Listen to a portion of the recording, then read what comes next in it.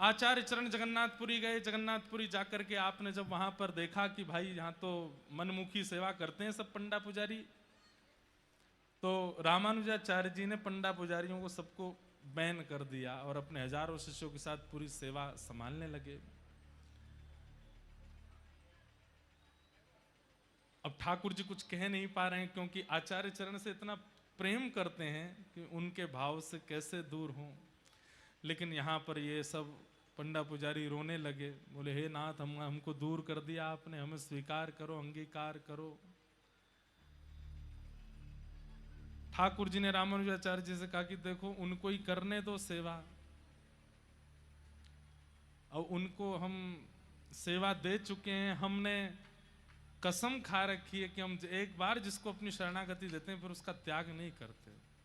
हमें अपना नियम निभाने दीजिए आचार्य चरण, हम उन्हीं से ही सेवा कर, आप रंगनाथ में करो ना सेवा हमारी, यहां उन्हीं को ही करने दो। रामानुजाचार्य जी बोले बिल्कुल नहीं, नियम से विधि विधान से हम करेंगे।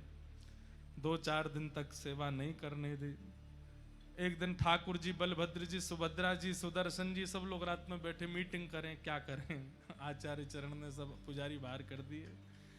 इतने में ही बाहर गरुण स्तंभ पर गरुण जी विराजमान थे। ठाकुर जी ने उनको बुलाया, इधर आओ। वो क्या करना है? बोले सोते हुए रामानुजाचार्य जी और इनके हजारों शिष्य सबको अपनी पीठ पर लिटा करके रंगनाथ ही छोड़े आओ। ये भी सब सो रहे हैं, सुबह उठेंगे तो सीधे श्रीरंगम में ही पहुंचेंगे। और गरुण जी महाराज ऐसे गए, हवा की तरह, वायु की तरह गए, सबको अपने सोते हुए उनके आसन सहित अपने कमर पर बिठाया, उड़ करके गए। दक्षिण में जाके श्रीरंगम में जाके यथावत सबको सुला के आ गए। सुबह जैसे ही सबकी आंख खुली, आहा सवरे विचलित हो गए, हम सोए तो जगन्नाथपुरी में, ये कहाँ आ गए? थोड़ी देर में देखा तो श्रीरंगम है। ये देख करके श्री रामानुजाचार्य जी के नेत्र सजल हो गए। ठाकुर जी आपने अपने व्रत की रक्षा की है, आपने अपने व्रत की रक्षा की है। क्या?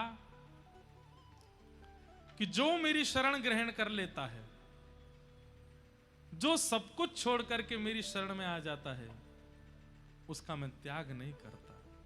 एक बार जिसको मैंने अंगीकार कर लिया, स्वीकार कर लिया, फिर चाहे वो जैसा है मैं उसका त्याग नहीं करता।